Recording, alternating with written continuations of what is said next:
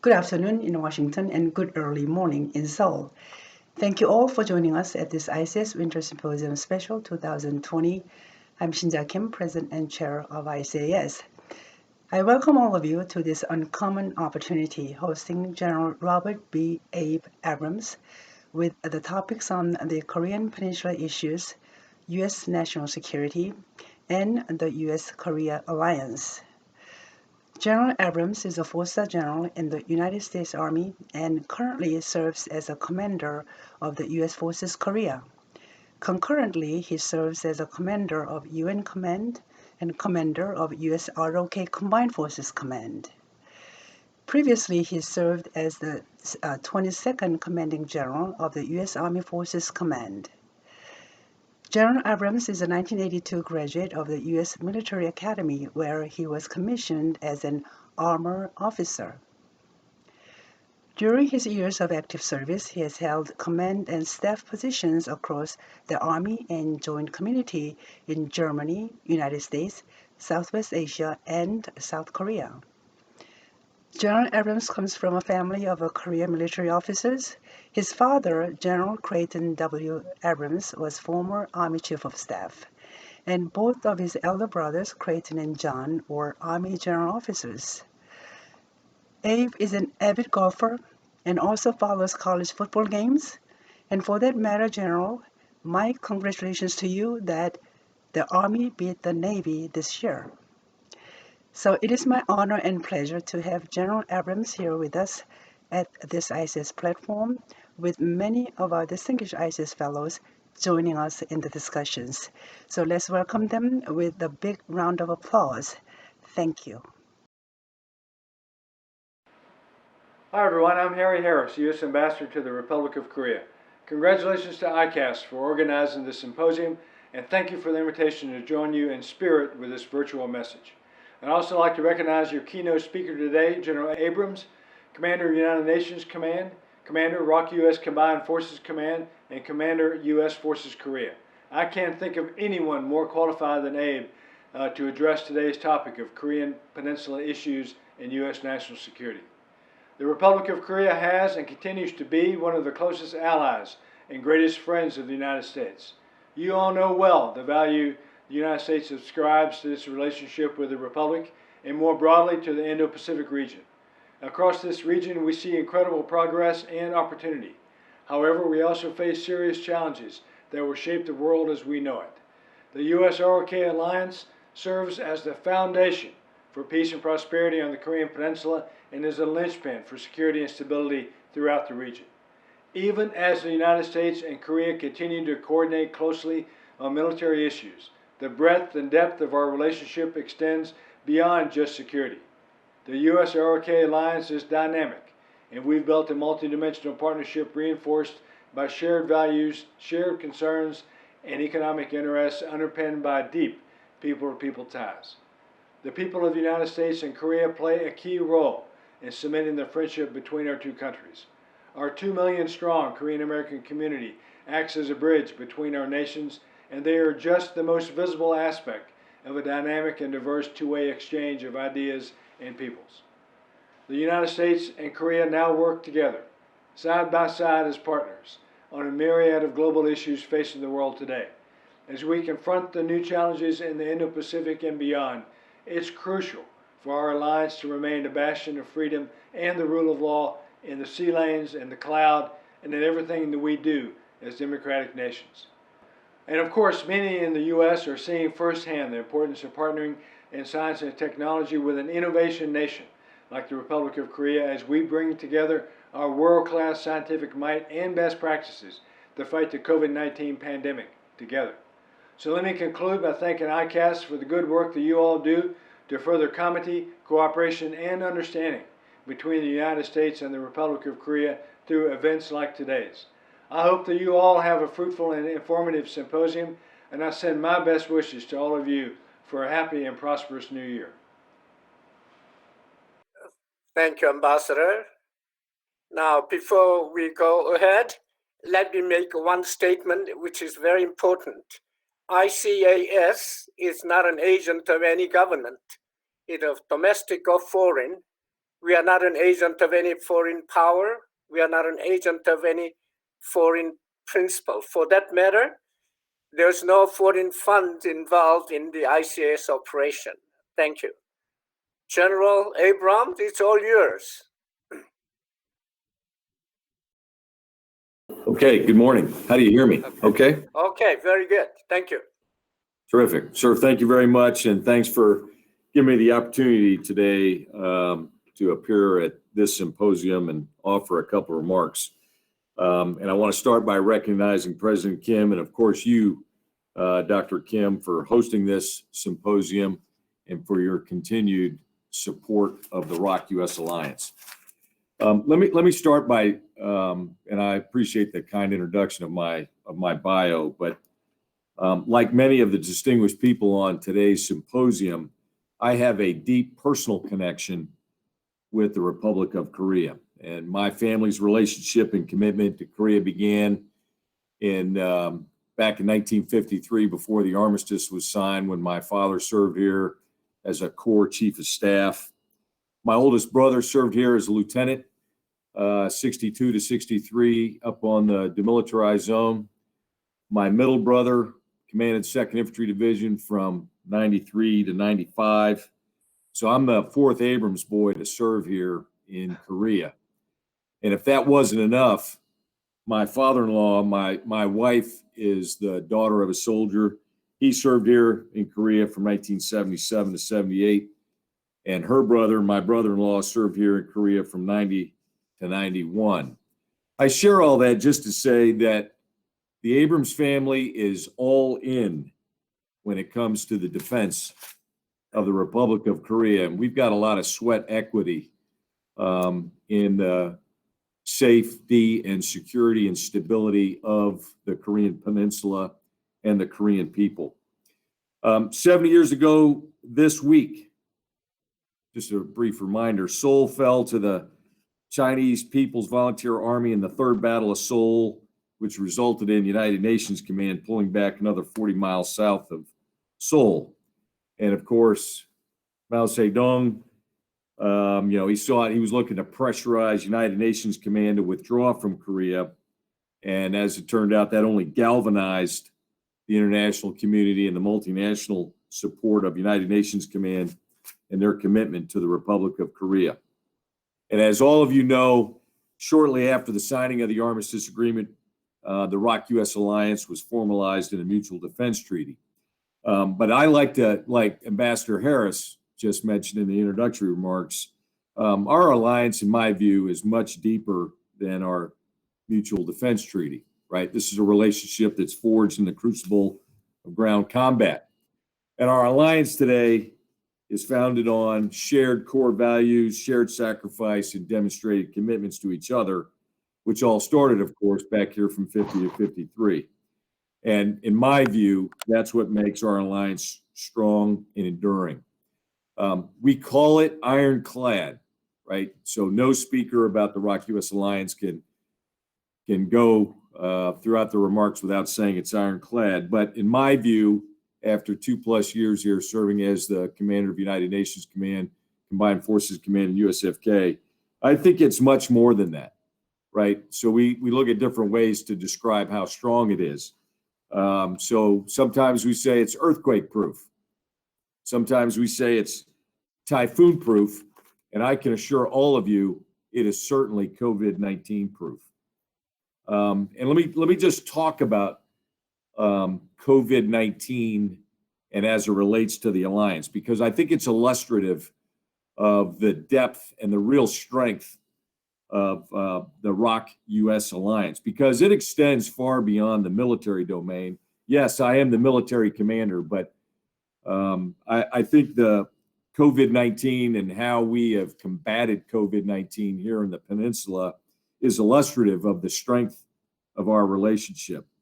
So since the beginning, we have partnered closely with the Korea Disease Control Prevention Agency, commonly referred to as KDCA. We've had a long-standing, open, transparent, and collaborative relationship that's really enabled KDCA and U.S. Forces Korea to work in harmony and unison for the common goal of protecting our people. both Korean and U.S. Now, strict adherence to our core tenets, health protection condition measures, has been the key to our success. And our record in USFK speaks for itself. Since the beginning of the pandemic, we have had a total of 5 service members stationed in Korea have tested positive for COVID-19. 5. It's remarkable. And we continue to suppress that virus and keep the virus out of our formations. Our aggressive and thorough reception, testing, and quarantine program, which supplements and in many cases is more stringent than the Korean entrance requirements for new arrivals, has proven 100% successful in identifying positive cases from our newly assigned personnel. And to date, there's been 0 transmissions from those newly assigned personnel that it turned out to be positive to the Korean people. So I can say emphatically and with 100% assurance that together, Korea and the United States working together, we continue to protect the force, protect our community, which all protects our mission, which is what I want to talk briefly about. I've seen several of the questions that were sent to me in advance. So for this audience, let me be clear about a couple of things. The ongoing pandemic has not dampened our combined defense posture. It has not. The Combined Forces Command that all of you know and love, the heart and soul of the alliance, the mission of CFC is pretty clear. One is to deter aggression, and secondly, if deterrence fails, to defend the Republic of Korea and win. And our Combined Forces Command takes this mission very seriously because the defense of the Korean people and the Republic of Korea, that's our solemn obligation as military professionals. I like to remind people that there's 51 million Koreans here in Korea that sleep well at night because they know and they have trust and confidence that we are prepared to defend them. And in my view, a ready and postured combined force is the single biggest deterrent and effective deterrent to any possible North Korean aggression.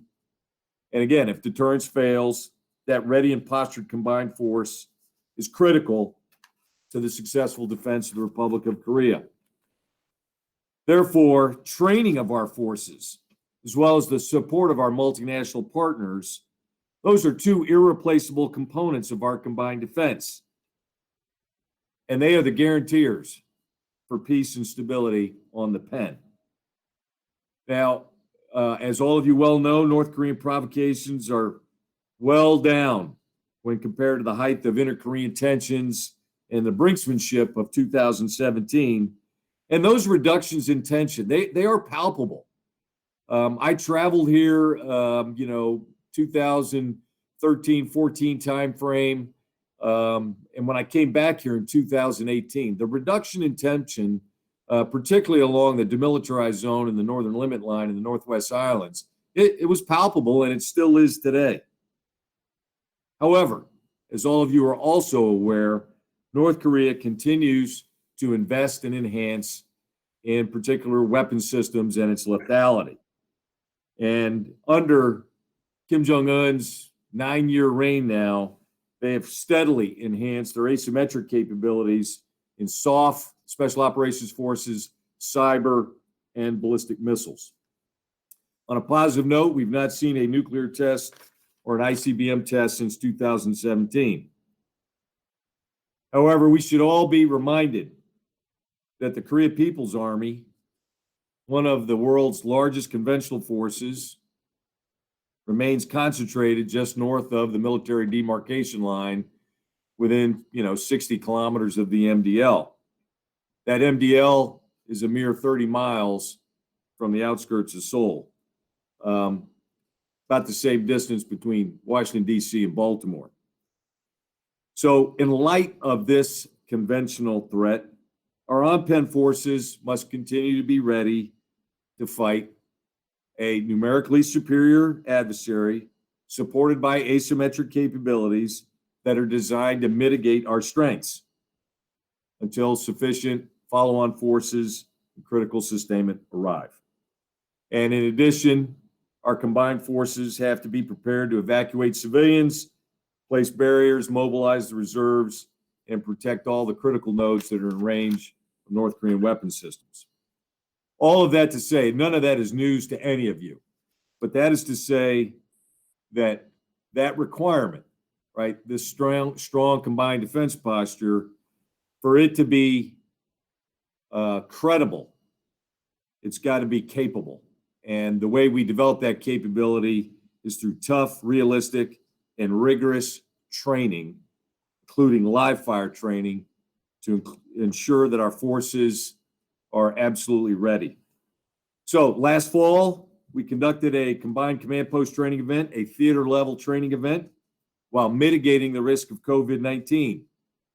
For over 3 weeks, ROC and U.S. service members, as well as many of our multinational partners, operated in our warfighting command posts, all in close proximity to each other, while strictly adhering to our health protection measures. And you should all take pride in this.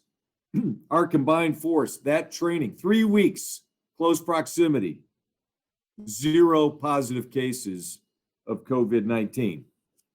Now, why is that? Well, I submit to you all that that's a demonstration of the real strength of our ROC military alliance, because it's about trust and confidence between everyone involved and the discipline of our forces. Most militaries have not demonstrated the will or the capacity to train during the pandemic. However, not here in Korea, because your ROC and U.S. military leaders firmly believe in maintaining that sharp edge, so that we can ensure that our force is ready, credible, and it certainly prevents any potential adversaries from perceiving weakness in our readiness. Now, we've been successful in conducting combined command post training, but we still have some challenges, particularly in live fire training. To sustain top levels of readiness required for a fight tonight force, we've actually had to send air crews, both fixed and rotary wing, to train off the peninsula. And this reduces the number of available critical capabilities on PEN to respond to any potential crisis, resulting in higher military risk. And for other important systems, frankly, our crew qualifications have expired.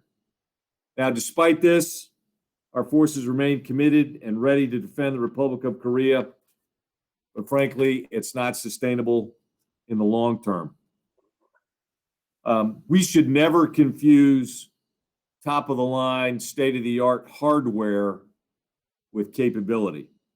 And we can have the best technology and equipment in the world, but it is of little use if our forces are not ready and trained to use that equipment.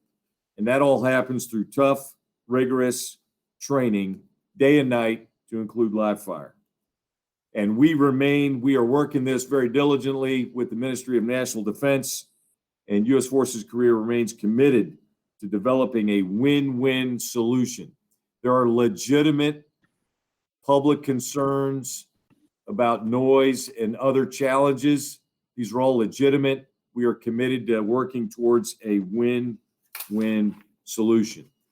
But I want to assure this audience, because I suspect I'm going to get several questions related to the preparedness of our forces.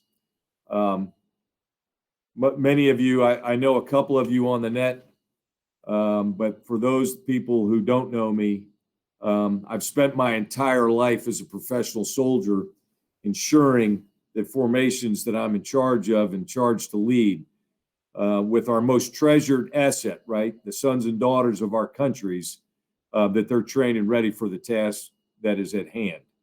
And I want to assure you all, we have not taken our eye off the ball over ensuring that our forces are trained and ready. So with that, sir, I stand ready for your questions. Thank you. Thank you, General. Bruce Bennett, you go first. Bruce? Okay. Thank you. Can you hear me? Okay, good. Good. All righty. General, there are reports that Kim Jong-un has a war plan to conquer the ROC in 7 to 14 days, in which the North uses nuclear weapons from the start to suppress key targets like airfields and ports. What is CFC doing to deter such an attack?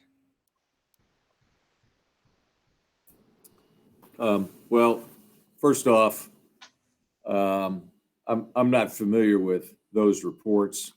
That is certainly not resonant in any intelligence that I read, and I submit to you that there's probably no one that's better read on North Korean intelligence than me. I get no less than 2 written and verbal intelligence reports each day, and I have access to the entire gambit of U.S. intelligence community estimates. But suffice to say, Combined Forces Command is postured to deal with any potential contingency that we might find, and in particular for ballistic missile threats, regardless of what's on those ballistic missiles. This is all part of our combined air and missile defense posture, and our day-to-day posture here on the pen is done in such a manner to be able to deal with a wide variety of ballistic missile contingencies. Thank you, General. Joe Bosco, please go ahead. Thank you, General, for your presentation and for your service. My question has to do with China and its role as a sponsor and a supplier of North Korea. Have you had any indication that China has stepped up its supply lines to China totally in violation of the sanctions? And what are your expectations are for China's behavior under the Biden administration? Thank you, Joe. Well, yep, thanks. Well, let me take the latter part of your question, and this is really just for everyone.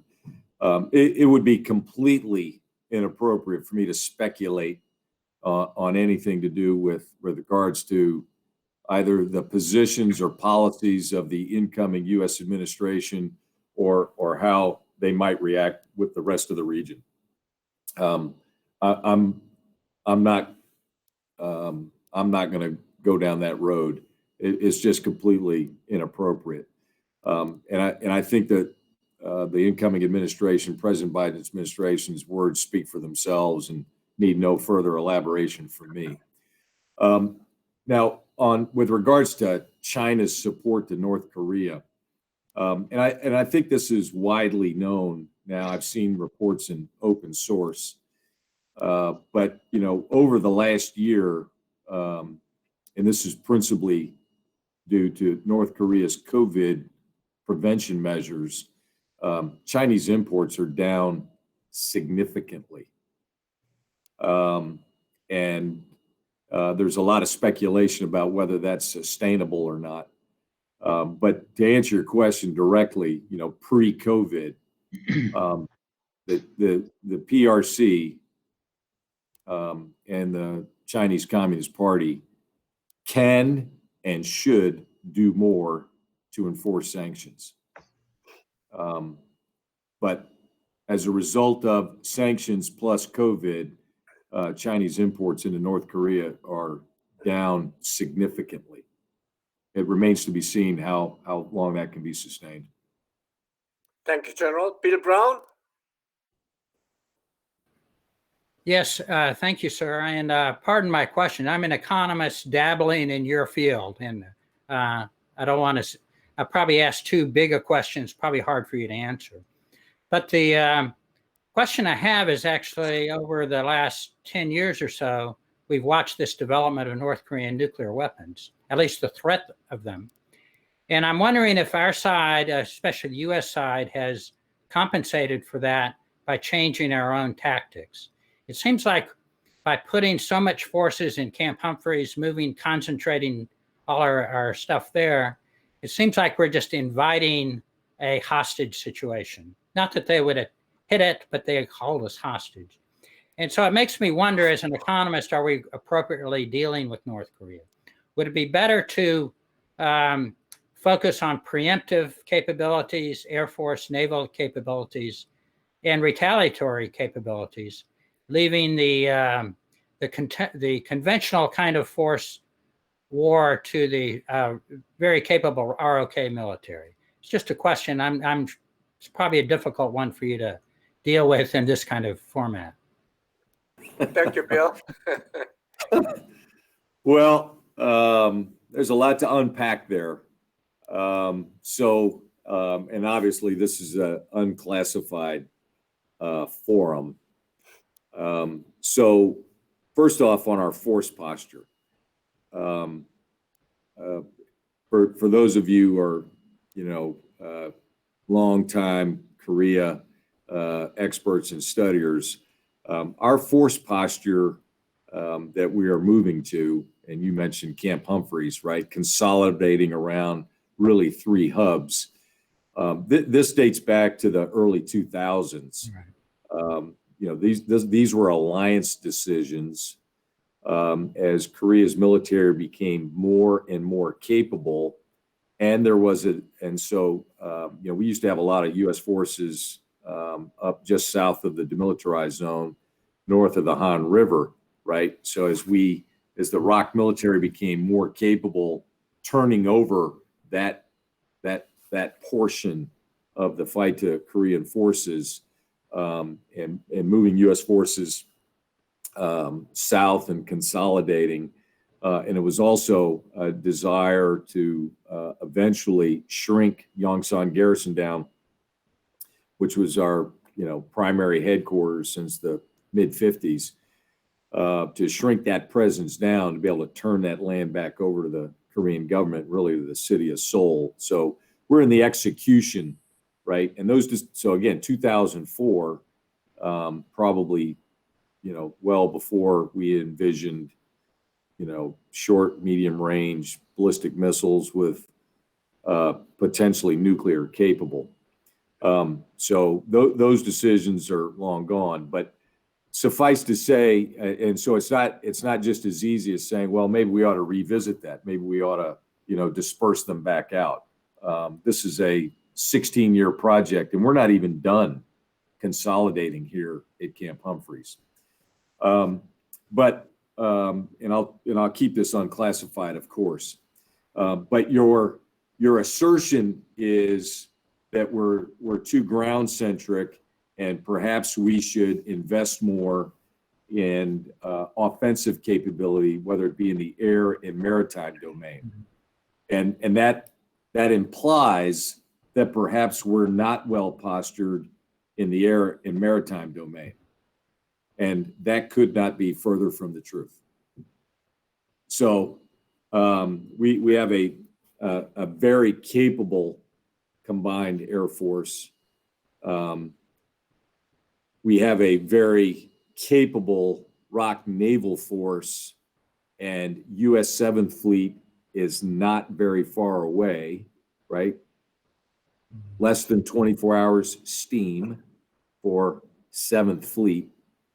And our ability to rapidly disperse from those areas where we're a little bit consolidated during peacetime, we're very capable of being able to do that. So it is, our peacetime stance doesn't necessarily reflect what might happen during a crisis, what our stance will look like across the Korean Peninsula. And then, of course, we also have a very robust combined air and missile defense to protect those concentrations where we do have concentration of bases, to be able to protect those people and those resources. So I'm very comfortable with our current force posture and what our capabilities across all domains, right? Not just naval and the air domain, but in all domains. Thank you, General. Gallington, Dan? unmute your button. I've got Okay. it. Am I okay? Okay. Okay, fine. General, I have two sort of quick questions. The first is, what's your reaction to the parade in October and the display of new weaponry by the North? I just read an article about that today. And my second question is entirely different, and that is, what's happened to the policies that we used to proclaim around the world, focusing on the history of the Korean War and the formation of the UNC, all of which, and I'm a former negotiator with the Soviets for many years, all of which they hated to hear, but we love to talk about.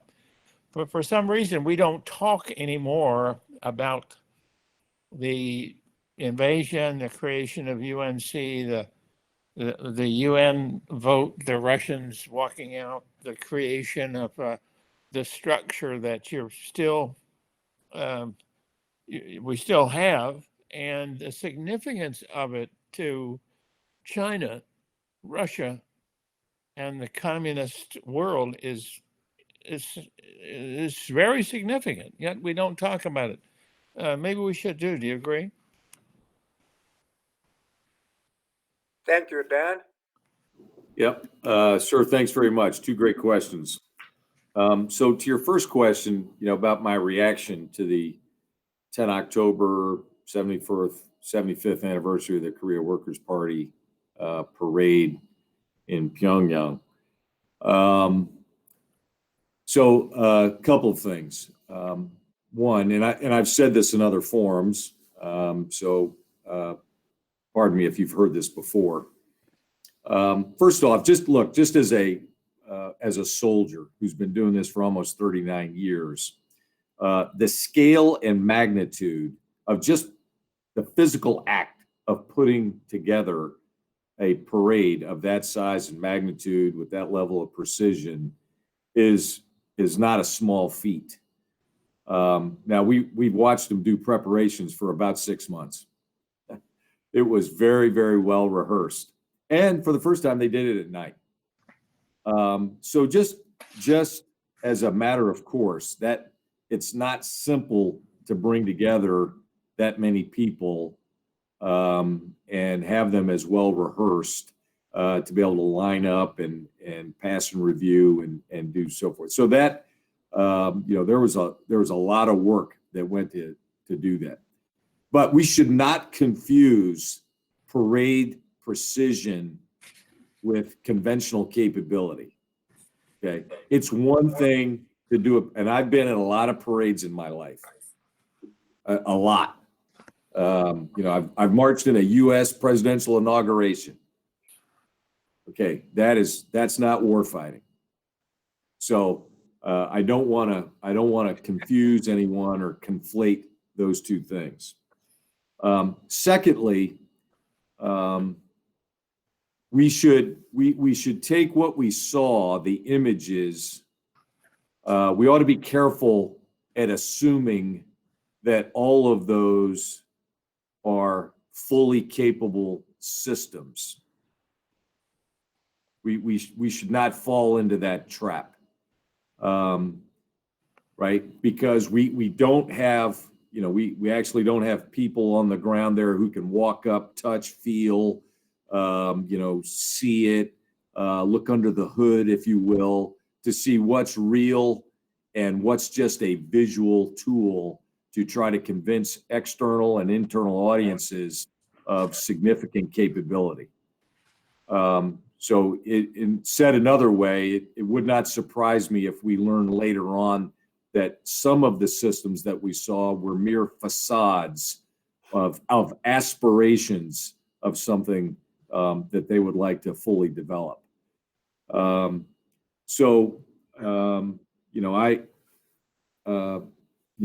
I didn't take much stock into it. I thought what was more relevant was listening and really reading Kim Jong-un's speech. I think that was probably much more informative than what we saw visually. And I think there were some real nuggets in there that are worthy of subject matter experts and others debate as to the true intent of some of the statements that he made. Now, to your, your second question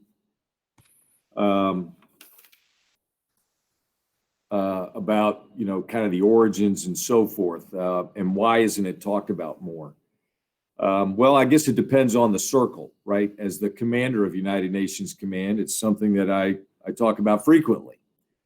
One of the things that, I've learned a lot over almost 39 years. One of them is, well, first off, as a matter of course, the United States method of going to war is we're not going to go to war by ourselves, right? We've learned that a long time ago. So we intend on building coalitions. And building coalitions are hard. They're difficult. They're time consuming. And if you think back to our recent history, the coalitions that have been formed for both Operation Iraqi Freedom and Enduring Freedom, those all took time. And they should take time because, each government has to consider their own national interests, what's the will of their people, and so forth. And so it is difficult. And here in Korea, we're really fortunate.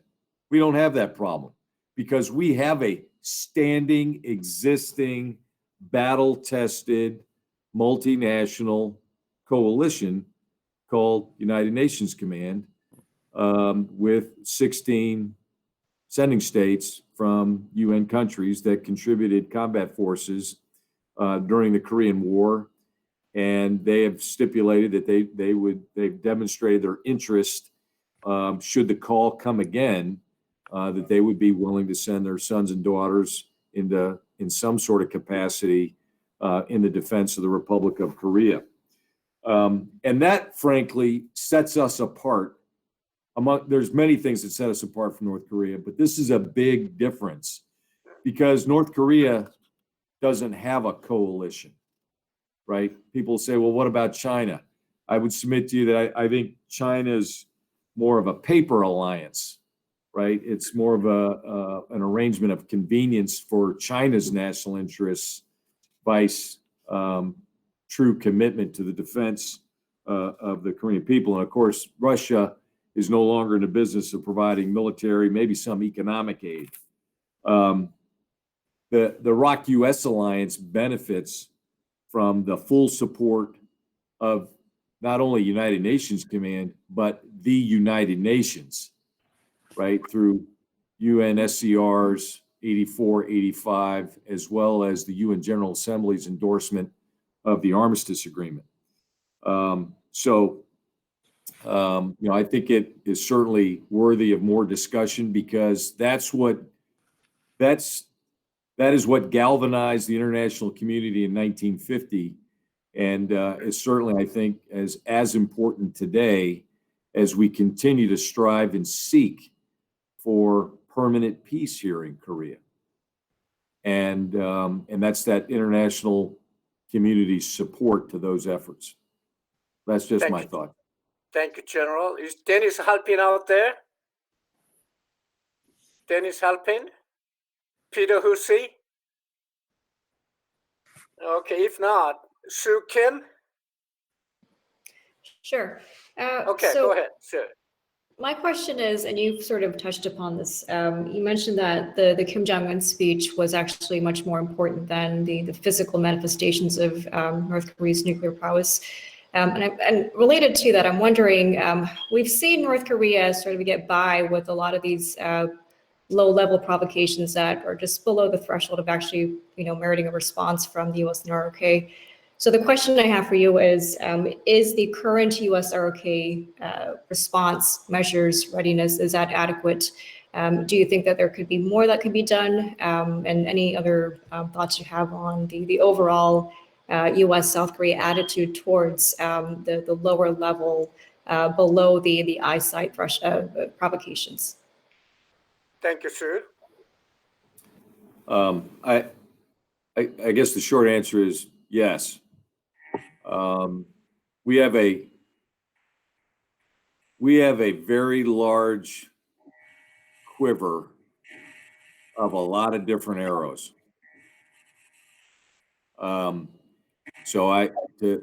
Is it adequate? Yeah, I think it's absolutely adequate. And I'll just, let's just use recent history, right? It's been very successful in deterring other, what some people consider low-level provocations that don't quite raise to the, international media sphere. I think that we've got all the tools that we need. We have a very good provocation, a combined alliance provocation response mechanism. We have a very good crisis management memorandum of agreement that in all things, right? We work very, very closely with the ROC JCS between all the commands. And most importantly, it is rigorously trained and exercised in our theater exercise program. Some people ask me, why Abrams, why are you so confident? Are you overconfident? I'm confident because I'm actually a participant in the training. And I'm as the CFC commander, I'm the one that shapes the training scenario. So I know how rigorous the scenario is. Since I've been here, we haven't had the same scenario once in 5 exercises, right? It's constantly changing because the challenge is we can't assume, we should never assume as military professionals that it's always going to be the same. There's going to be a replay of 1950 or a replay of choose your year, right? So we're constantly adjusting our scenario, including gray zone challenges, including other domains, right? Cyber, a lot in the information domain. So it's very, very rigorous. And of course, the staffs are, they have to deal with the scenario as it comes. So we are very well rehearsed in how this works. And we've got a very tight coordination mechanism. So that's why I have confidence that, we're well postured to deal with it. Mr. Kim, this is Dennis. Okay, Dennis, you are there? Okay, Yeah, go ahead, my microphone wouldn't work. I just have a very quick question. General, thank you for your service. Do you see any complications in restarting major joint U.S. ROC military exercises because of the South Korean Moon Jae-in administration's Korean Peninsula peace process policy? Sure, I don't want to sound argumentative, but when you say restart, that means it's stopped. And I'm trying to communicate to you that our combined training has not stopped. There are what we have done is we have adjusted, in some cases, the size and scope of our combined training, and we have either canceled or postponed a handful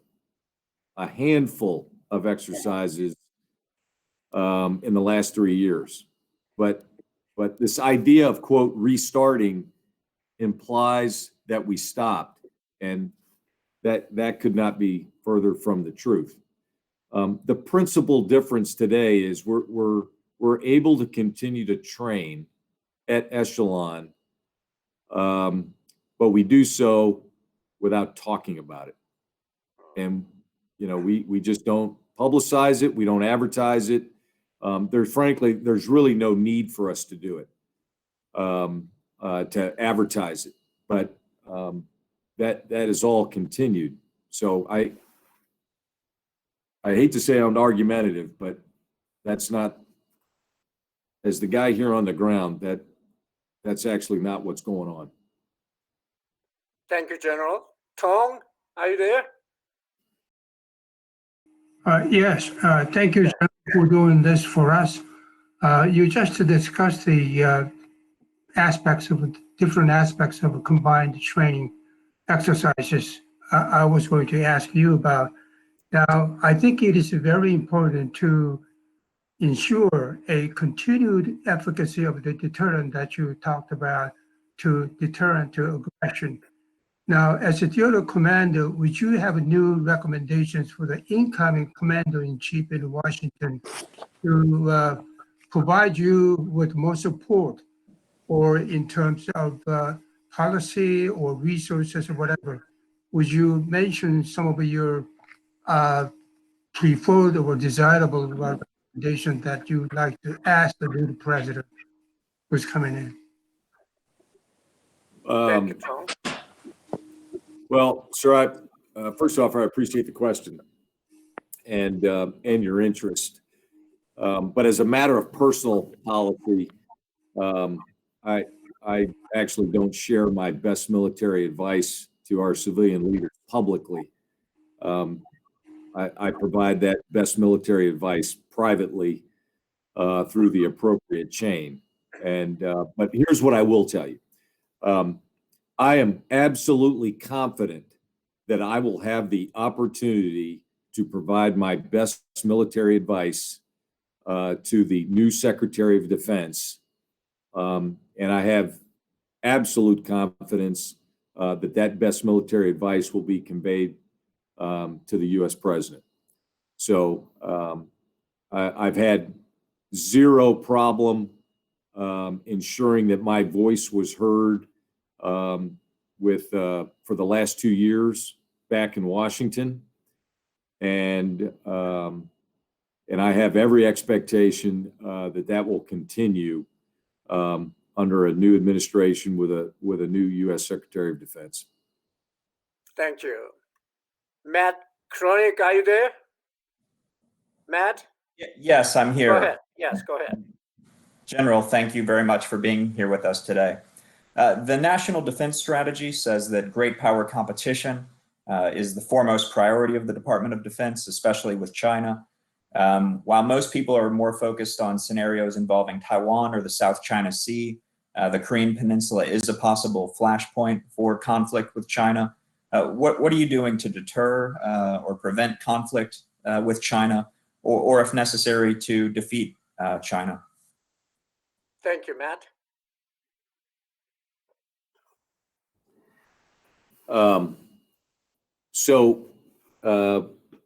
Great question. And let me just start by making sure that this audience has a common understanding about my roles here. And most of you know that the U.S. 4-star here is three-hatted, triple-hatted, everybody says. What most people, I find, don't understand is that those three hats have three separate reporting chains, and they have three separate sets of authorities, and they're not the same, right? Commander United Nations Command has one reporting chain. Commander Combined Forces, by the way, that's through the U.S. Chairman to the Secretary of Defense. It's a U.S.-led multinational command. Combined Forces Command line of authority is to the Combined Military Committee and the Security Consultative Forum, which is really led by the Minister of National Defense and the U.S. Secretary of Defense, up to the two presidents, right? So it's a bi-national chain of command to the Combined Forces Command. Combined Forces Command takes its policy, direction, guidance, and missions from the military committee. And those authorities are explicit. And then U.S. Forces Korea is probably the least understood outside of U.S. military channels. And I'll tell you, even inside the U.S. military, many people don't understand it. So U.S. Forces Korea is a sub-unified command of Indo-Pacific Command. And that's principally what we fall under for Title 10, right? This is about manning, training, equipping, supplying. So, to answer your question, hey, General, what are you guys doing about China?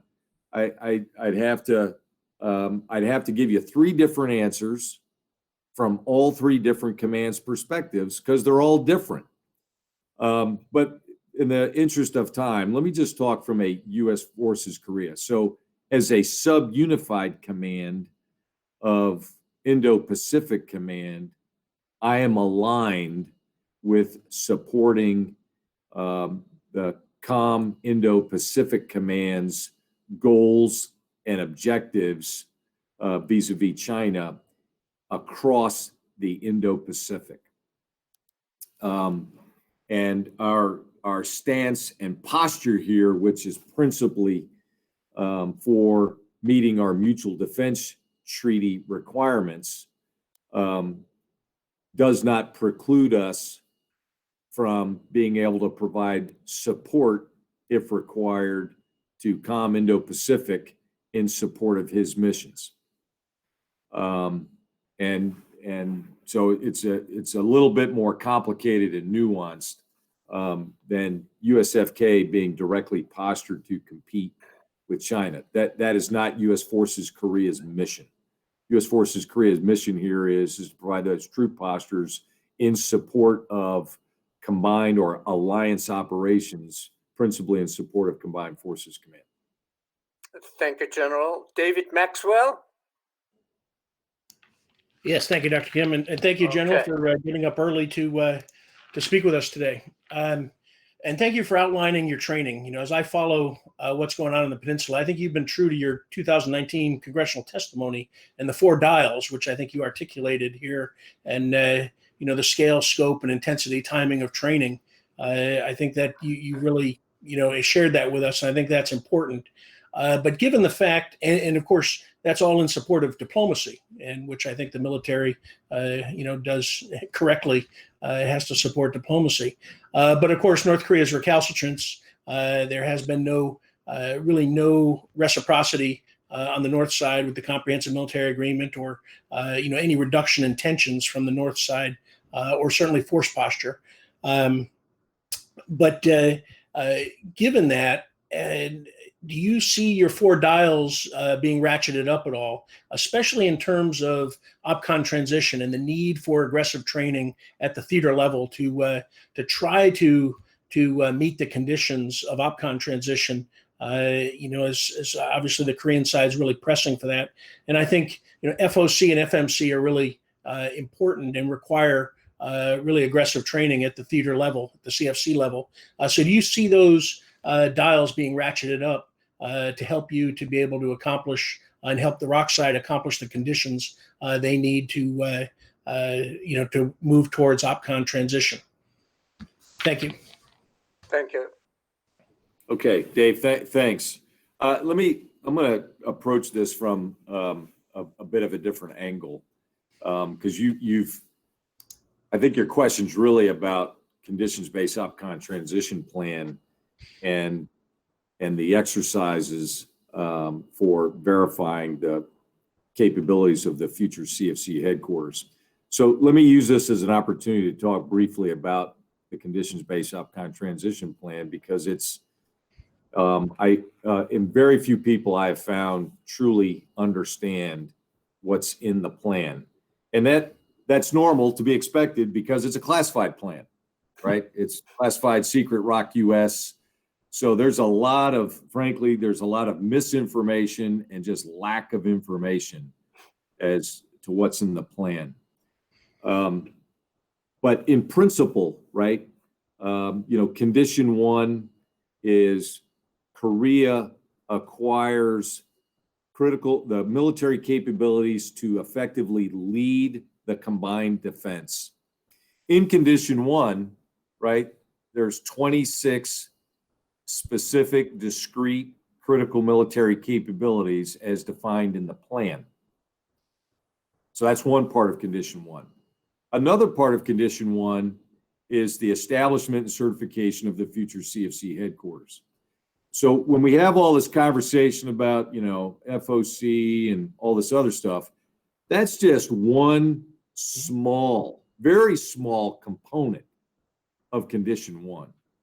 The bigger question that I think is worthy of asking is, so where are we on acquiring the 26 critical military capabilities? Now, of course, that's, again, it's classified. We know inside the ROC and U.S. military because we're working on this together. But that's not well understood on where exactly are we in acquiring those critical military capabilities. And then condition two, right, is Korea acquires Korean strategic strike and a Korea integrated Korea air and missile defense, right? So that's another set of acquisition tasks. So, as late as last month, right? Vince Brooks, my predecessor here, said at a KDVA CUSAF forum, if we want to accelerate the conditions-based OPCON transition plan, then efforts have to be made to accelerate the acquisition of these capabilities. So in short, I'd say that our current theater exercise program is adequate when the time comes, when the timing is appropriate for us to conduct FOC, our current structure is adequate. I think to your specific question about adjusting the size, scale, scope, volume, and timing, right? I think that'll be driven by diplomatic efforts and where we are, right? We've adjusted those dials to create space for diplomacy. Regrettably, we haven't made a lot of progress towards denuclearization or permanent peace, over the last, 16, 18 months. But we'll keep those options open, right? And we'll see what the spring and the summer bring in terms of progress. And that's why we use those dials, because we can adjust those dials based on, what is needed to support diplomacy. That's a long answer to your question. Hope it's helpful. Thank you, yes, General. sir. If Okay. I just add one quick comment. All right, great. The conditions, sir, I think, this is just my editorial comment. I think the failure on the ROC side to meet the conditions of OPCON transition actually would put the security of the Republic of Korea at risk. And I think that's something that's lost on us. And those 26 discrete tasks that you talk about, I think are really critical. If we're not unable to meet them and we try to conduct OPCON transition without meeting them, we put the security at risk. And I think that's a message I think we should all think about as, for those who want to hasten OPCON transition based on a timeline rather than those conditions. So I'm grateful that you're focused on achieving those conditions because I think that's critical. Thank you. Thank you, Dave. Tara, are you there? Tara? Yes, I'm here. Yeah, Go I ahead, just sure. undo the mic. Go ahead. Yeah, thank you, General. I have a question related to end of war declaration and peace agreement. And the reason why I want to bring this up is because there are discussions about this in certain quarters in the United States, and it has impact on the Korean Peninsula, of course. Let me back up a little bit and talk about one of the goals that North Korea is pursuing, which is Korea Federation Unification Scheme. That's the terminology that North Korea uses, and it's one of the terms that North Korea uses to describe this unification by federation. And the prerequisites, there are several prerequisites for this, and that includes, abolishing national security law, dismantling the National Intelligence Service. But one key component of this is the withdrawal of U.S. forces Korea. And of course, that is one of the long-term goals for for North Korea, because they really feel that the U.S. forces on the Korean Peninsula is in the way of this unification by federation. So I was wondering, from military perspective, we talk about capabilities and intentions when we describe threats. So I was wondering if you were to give an advice, could you talk a little bit about North Korea's capability when we discuss this nice-sounding peace agreement and end of war declaration? Because really, it's designed to get the U.S. forces off the Korean Peninsula. Thank you, Tara. Okay.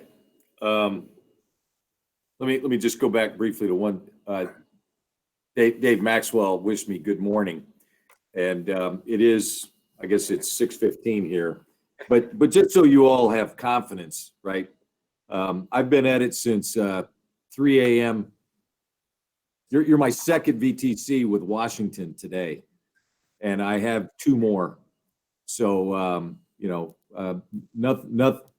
I'm happy to do whatever it takes in support of the ROK-US alliance, and a lot of that has to deal with being able to talk back to Washington. So let me make sure I got your question right. You're not asking me about North Korean intent. You're asking me about North Korean capability. Is that right? Yes. Mm-hmm. Sure. So as I outlined briefly in an unclassified forum, in my opening comments about North Koreans' capability, it's I don't know the exact number. I should know. I mean, I know their exact numbers, but they're the fourth or fifth largest armed forces in the world. Now, albeit they don't have all the state-of-the-art equipment, but numbers, right? Quantity. I like to tell people, quantity is a quality unto itself. And I've been doing this a long time, and the one thing that's not going to change, right, is the geography. In this terrain, numbers really matter because it's so tough, and you know this all too well. This is infantry heavy, terrain, and so large numbers actually negate a lot of our state-of-the-art, most sophisticated weaponry. We've seen this in other mountainous regions as well, right? Look no further than the last 20 years in Afghanistan as an example. So in terms of capability, a lot of people say, they've got 1950s and 60s era equipment. Yep, that's true. But they've also, at least in the last 9 years, made significant investments in special operations forces, in cyber forces, and really in ballistic missiles and, long-range artillery capabilities. And so those are not things that we can just thumb our nose at and discount. These are real capabilities. And the newest line of ballistic missiles, right? So 20 missile tests since May of 2019, right? We've seen increased range, increased precision, and increased lethality, and they're solid fuel, which is not insignificant. So I think their capabilities are from a strictly military perspective are pretty clear. The bigger question, right, and this is where all the debate really needs to happen, is about intentions. And there's 100 different opinions about that, and I'll yield the floor to all the experts on intentions. I have my own view that I prefer to keep private, but our responsibility, right, my responsibility as the commander of the Combined Forces Command is we're the insurance policy in the very small chance that the worst possible thing could happen, we're actually ready and we win. That's my job. Thank you, General. Richard White? Richard? Richard, are you there? Okay, if not, Dov Jakheim, are you there? Dov? Okay, if not, Zig Hacker. Are you there? Okay, yes, I am. Okay, Zig, go ahead. Go Yeah, ahead, Zig. Kim, I'm here, so Okay. I do want to go. First of all, General, thank you very much for getting up so early, oh dark 100. When I was undersecretary, I actually negotiated both cost sharing with the ROK and was involved in Camp Humphreys. And I can back up your point about being able to deal with some of these missiles, because it wasn't like we weren't aware of them in 2004. We were aware of them. They may be more sophisticated now, but we knew there was a problem then. And we still went ahead, and what I just can't believe is how long it's taken since I've been out of that job for 16 years. My question to you, though, General, is this. Given your multiple hats, of which I'm fully aware, you've got tremendous perspective on South Korean policy.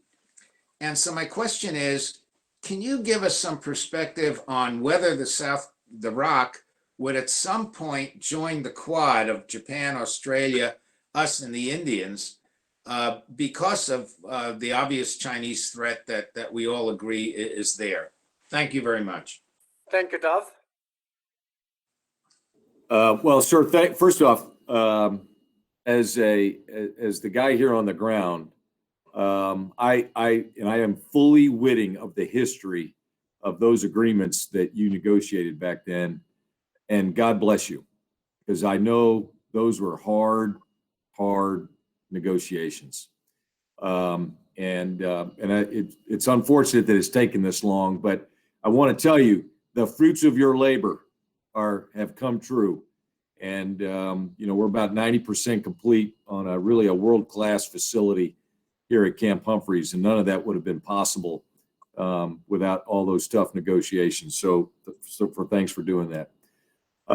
Look, as a matter of rule, I don't comment on U.S. government policy. I don't comment on any government's policy, with the small exception of I will comment publicly on Chinese policy. But as a matter of rule, I just don't. It'd be inappropriate for me to speculate on what the ROC government's policy might be vis-a-vis the Quad. There's been plenty of public statements made by governmental officials in the ROC government on that, and I'd say that's probably the best resource. Foreign Minister Kang has made some pretty clear statements about Korea's position on the Quad, and I'd have to refer you to that. Thank you, General. Richard White, are you there? If not, Zig Hacker. Yes, thank you. Thank you, General Abrams, particularly for the reassuring sort of view of the US-ROK alliance. And I'm mostly involved on the nuclear end of things. And so I was curious and very much believe what you said, that you, from a military standpoint, you're going to be prepared for provocations from the North Koreans. You're going to be prepared for crisis response. But as I've watched the nuclear, sort of journey of North Korea, particularly of the last 20 years, what we've had instead is sort of a creeping enhancement to a point where today, at least to me, being a nuclear guy, I'm, immensely concerned by North Korea's nuclear capabilities. And as we looked at those by creeping, in 2000, maybe they had nuclear weapons. I don't think so. By 2008, they had a handful or so. By the end of Obama administration, they may have had 25 or so. And today they may have 45 or so. And I don't worry about the details of the number, but they've also tested 6 times, including what appeared to be big enough for a hydrogen bomb. And then they have the missiles, as you just indicated, the short range ones, greater accuracy, solid motors. The long range ones can reach a long way. I personally don't think they can mount a warhead on them yet, but so what, of course, that creep has occurred and is the result of diplomatic efforts or lack thereof, military, technical. And so my question then is, what's the military's role in trying to make sure that the North Korea nuclear capability doesn't continue to increase at the pace that it has over the past 20 years? Thank you, Dick. Well, that's a very difficult question to respond to in an unclassified environment. This has been a long-standing effort to slow down and really, but it was really about deterring North Korea from pursuing their nuclear weapons, but to slow it down.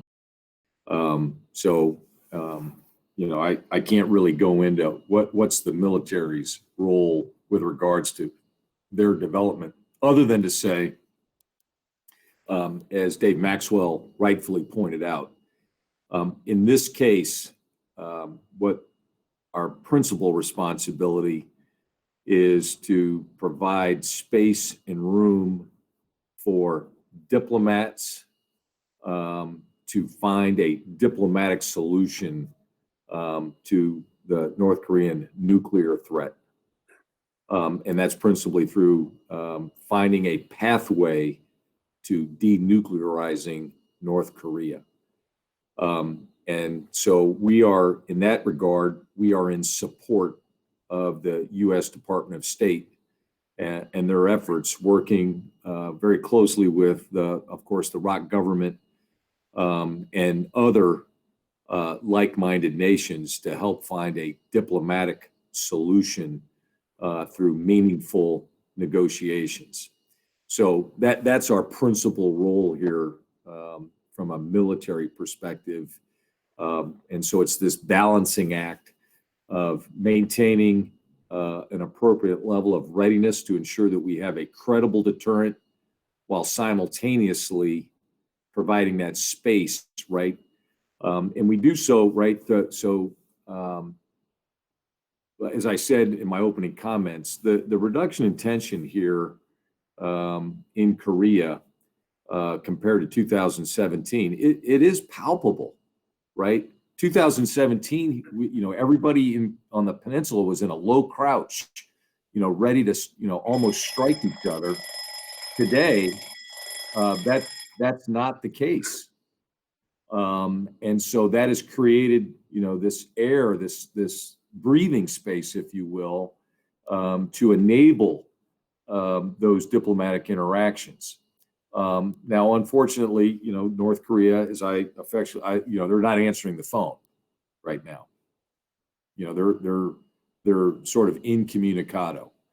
And the hope, of course, here is that somehow we'll get North Korea to answer the phone and restart meaningful diplomatic discussions to be able to chart a pathway forward towards denuclearization and permanent peace.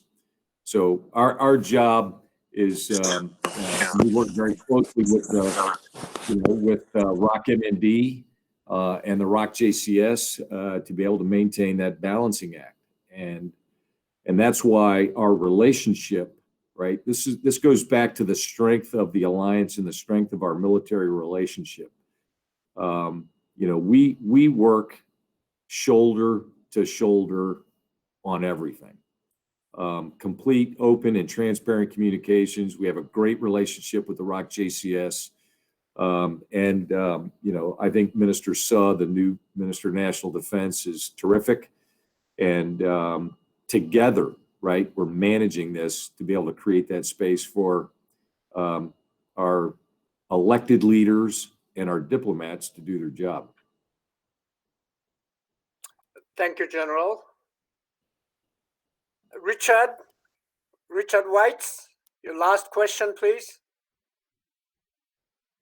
Richard? Come in, Richard. Hello, Richard White. Well, Richard, if you're not there, the last question, is Ambassador Detrani out there? Joe? Well, okay, both guys are not here around. Okay. I'm here. Okay, Joe, go ahead. Yes. Joe, go ahead. General Abrams, thank you for what a great briefing. Thank you so much. You know, there's expectations that the North Koreans will refrain from having something provocative subsequent to 20 January with the inauguration of the Biden administration. What strikes me as a former negotiator is that they would be foolhardy to do something provocative with the new administration. Having said that, you're on the front lines. You've seen them. I know you don't want to sort of speak about what's likely to happen, but I heard you say today very clearly, any provocative act from North Korea would be responded in a powerful way by the Joint Command, the UN Command, and certainly U.S. Forces Korea. That's very clear. Do you sense, General, that the North Koreans have a true understanding of what your capabilities are, not only in the deterrence field, but if they should do something provocative in the area of responding to something provocative? Thank you, Joe. Okay, sir, let me first by clarifying your understanding of what I said. What I said is we have a quiver with a lot of different arrows. I want to be clear in saying in no way am I implying that any provocation will receive an overwhelmingly strong response. Right? If you think that every provocation is a 16 penny nail, then you're going to pull out a 5-pound hammer every time. And we are much more nuanced than that. We deal with every situation separately and with a discrete level of analysis and an appropriate response. Sometimes the best response is to do nothing. So I want to be clear that there's not a one size fits all when it comes to any sort of misbehavior, provocation, or whatnot. And first and foremost, right, this is a casual reminder or a kind reminder that we all follow the true spirit of the armistice agreement, which is to prevent the restart of hostilities. So that always has to be at the forefront, that we don't want to find ourselves where there's miscalculation and misunderstanding of intent, right? We had this conversation earlier about capability and intent. We have to make sure that there's no misunderstanding or miscalculation about each side's intent, because no one, look, I'll be the first one to tell you, I'll be willing to say that no one wants war less in Korea than me. Because I know what the true cost is, right? So I've been in 3 wars. Nobody. So I just want to be clarify that to suggest that, you know, we have a one size fits all, that's actually not the case. We're much more nuanced and deliberate than that. So I get asked this a lot, right? Hey, General Abrams, what do you think they're going to do, you know, with the new U.S. administration? I've probably been asked 20 times in the last 30 days. I'm going to get asked 3 more times today by people about what I think is going to happen. If I had a crystal ball, I'd be able to tell you. Today, right? What is today? Well, here in Korea, it's the 5th of January. I'd say that we're not seeing any indicators that suggest that there would be a major provocation. But that's today. That could change next week, right? We know that the 8th Korea Worker Party's Congress is going to meet here soon. We're all eagerly await to see what will come out of that. There's potential that there will be North Korea some policy announcements.